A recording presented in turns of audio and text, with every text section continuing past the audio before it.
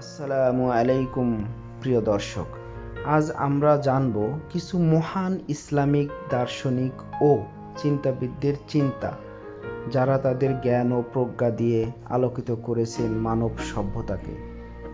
Number 1, ইমাম গাজ্জালি বলেছিলেন, যে ব্যক্তি নিজেকে চিনে ফেলেছে সে তার রবকেও চিনে ফেলেছে।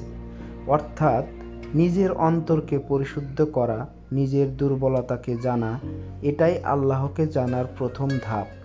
আত্মপরিচয়ের মাধ্যমেই শুরু হয় আল্লাহর পথের যাত্রা।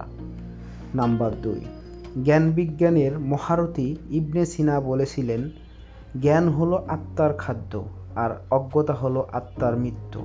আমরা শরীরের খাবার দেই প্রতিদিন, কিন্তু আত্মার খাবার অর্থাৎ জ্ঞান, নৈতিকতা ও আল্লাহর স্মরণ, তা কতটা দেই ভেবে দেখুন একবার। নাম্বার 3, ইবনে রুশদ বলেছেন, যে ব্যক্তি জ্ঞানকে ভয় পায় সে অন্ধকারে বন্দী থাকে। জ্ঞান থেকে ভয় পাওয়া মানে আল্লাহর পথ থেকে পালানো, কারণ জ্ঞানই মানুষকে সত্য ও ন্যায়ের দিকে নিয়ে যায়। নাম্বার 4, ইতিহাসবিদ ইবনে খলদুন বলেছিলেন, সভ্যতা তখনই টিকে থাকে যখন মানুষ ন্যায় ও নীতির পথে চলে। আমাদের সমাজে, আমাদের দেশ তখন উন্নত হয় যখন ন্যায়ের উপর ভিত্তি করে গড়ে ওঠে প্রতিটি কাজ। নাম্বার 5, ইমাম আলী রহমাতুল্লাহ বলেছেন, মানুষের মর্যাদা তার কথায় নয়, তার কাজে। ভালো কথা বলা সহজ, কিন্তু ভালো কাজ করা কঠিন।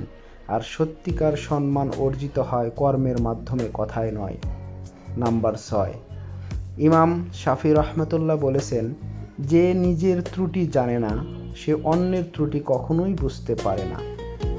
অন্যের ভুল ধরার আগে নিজের দিকে একবার তাকানোই জ্ঞানীর কাজ।